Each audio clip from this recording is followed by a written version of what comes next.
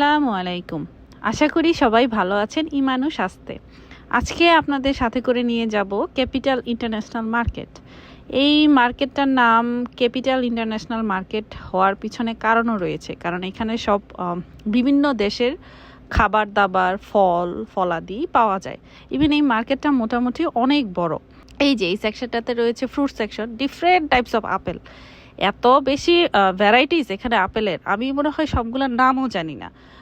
গালা apple, crispy apple, এখানে হচ্ছে গ্রেপ সেকশন, তারপরে হচ্ছে কিউই, তারপরে পিয়ার্স, কাঁচা আমও এখানে পাওয়া যায়।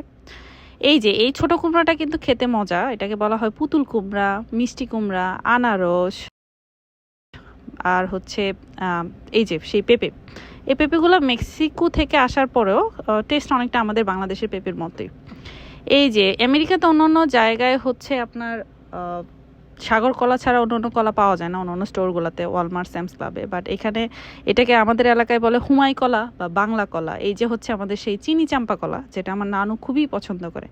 আমাদের দেশের মতো এখানেও হচ্ছে আপনার ফল অনেক সময় কেটে বিক্রি করে। এই যে তরমুজ, কাঁঠাল এখানে অনেক এক্সপেন্সিভ, $100 উপরে পড়ে যায় একটা কাঁঠাল কিনতে গেলে। সেখানে এই কাঁঠাল হচ্ছে তারা স্লাইস করে বিক্রি করে, যাতে সাধ্যের মধ্যে সবাই কোনো কিছু টেস্ট নিতে পারে। এই যে এখানে ছিল পেয়ারের অপশন, তারপরে হচ্ছে অনেক টাইপের হচ্ছে আপেল। আর এটা হচ্ছে আমাদের দেশি ফলের সেকশন। এখানে রয়েছে লটকন, এই যে আমাদের সেই বাংলাদেশের লিচু। আমরা যখন আমেরিকায় বসে লিচু খাই লিচুর সিজনে, তখন আসলে অনেক ভালো লাগে, কারণ এখানে তো আর লিচু খাওয়ার অপশন নাই বা লিচু গাছ নাই যে পেরে খাবো। এখানে হচ্ছে আম যদিও আমেরিকাতে সব জায়গায় পাওয়া যায়, অন্য স্টোরগুলোতে। ইভেন আমের টেস্টও মোটামুটি ভালো, আমাদের দেশের মতোই। এই যে হচ্ছে সেই কাঁঠাল, দ্য এক্সপেন্সিভ ফ্রুট। আমাদের জাতীয় ফল হওয়ার কারণে এখানেও সেটার দাম অনেক বেশি, প্রায় $99 প্লাস ট্যাক্স। এটা প্রায় বাংলাদেশি টাকায় 12,000 টাকার উপরে, যদি আপনি বাংলা টাকায় হিসাব করেন।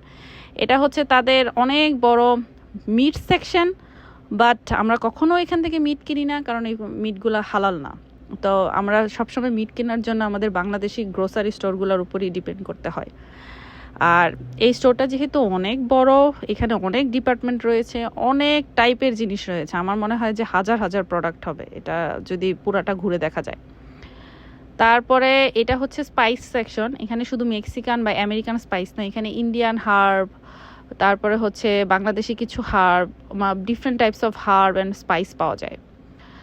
আর এরপরেই রয়েছে আপনাদের এর পাশেই মিট সেকশন। এখানে টুনা থেকে ধরে কোরাল বা রেড স্ন্যাপার, পমপ্রেট, সব ধরনের মাছই পাওয়া যায়। আর শ্রিম্প হচ্ছে এখানে খুবই মজা, আমি শ্রিম্প সবসময় এখান থেকে কালেক্ট করি।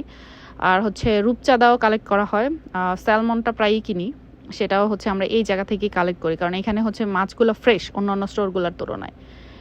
আর এখানে মাছ আপনি যেভাবে বলবেন সেভাবেই কেটে দেয়। এখানে তাদের 6 ধরনের কাটার সিস্টেম আছে, উপরে লেখা আছে, আপনি যেভাবেই বলবেন সেভাবেই কেটে দেবে।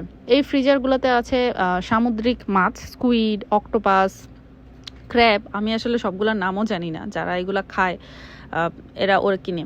এই সেই আমাদের বহুল পরিচিত চীনাবাদাম। বাংলাদেশে কত বিকেল এই বাদাম খেয়ে কাটানো হয়েছে।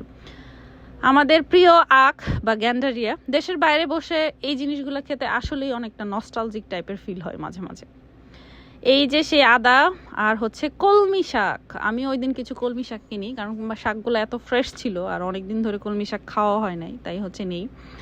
এগুলো হচ্ছে কচু, উল কচু, থান কচু, তারপরে হচ্ছে আপনার কচুর মুখী, অনেক টাইপের কচু আছে। তো আমরা নিয়ে যাই, প্রায়ই নিয়ে যাই তরকারি খাওয়ার জন্য।